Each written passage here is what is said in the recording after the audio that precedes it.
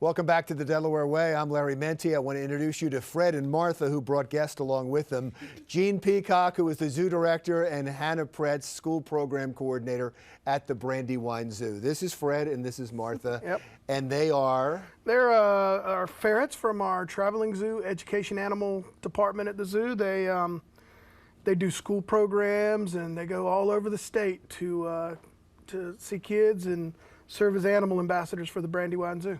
And they are adorable. Now, you're holding on to them tight. What happens if you let go? They'd run around, they'd play, they'd find any crevice to kind of wiggle their way into. People have them as pets. Yeah, people have ferrets as pets. They, like any exotic animal, you need to know some of the specialized care. Ferrets can bite, and they can give you a nasty bite. So you want to get one with a good personality.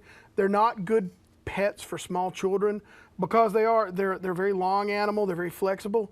But if you handle them wrong or you're too rough with them, you can hurt their spine, hurt their back. So you got to be really careful with them.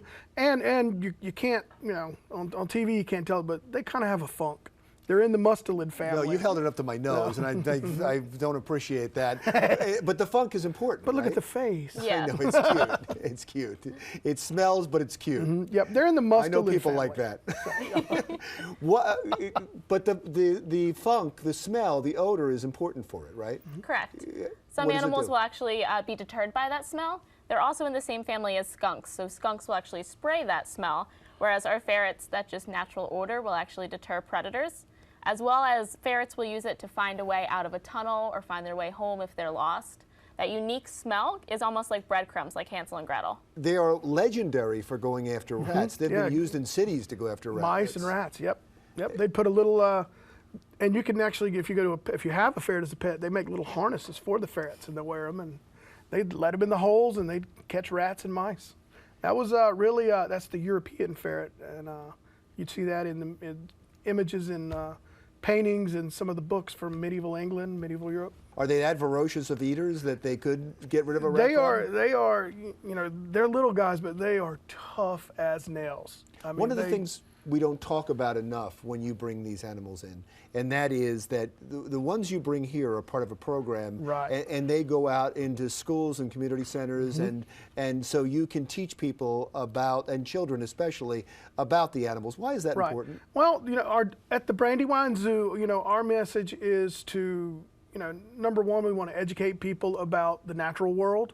We want to promote conservation, and really, these guys are the ambassadors for the animals that live at the zoo, that can't leave the zoo, so people understand that coming and visiting the zoo and doing the right thing in your daily life promotes conservation and helps the animals in the wild. It helps preserve habitat. It helps raise awareness. And so it's just, they're sort of the ambassadors, the conservation partners, or the message givers for the zoo. So they kind of represent their whole family. In particular with ferrets, there's the black-footed ferret, which is an endangered species. It's found in the Midwest of the United States. And zoos have been successful in bringing them back from the brink of extinction. And now they've released them back in the wild in the Great Plains of the U.S. You can go to the zoo and see these ferrets as well, too. If we have programs at the zoo, they'll be out in the zoo, and you can come for birthday parties, or if you get a traveling zoo program, you'll see them that way. What do you have coming up at the zoo? Well, we've got zoo camps coming up this summer. The end of May, we have our AZAC chapter has bowling for rhinos and then a tango for tamarins. Bowling for rhinos? Yep. It's a fundraiser to raise money for rhino conservation in Africa. And then we have tango for tamarins.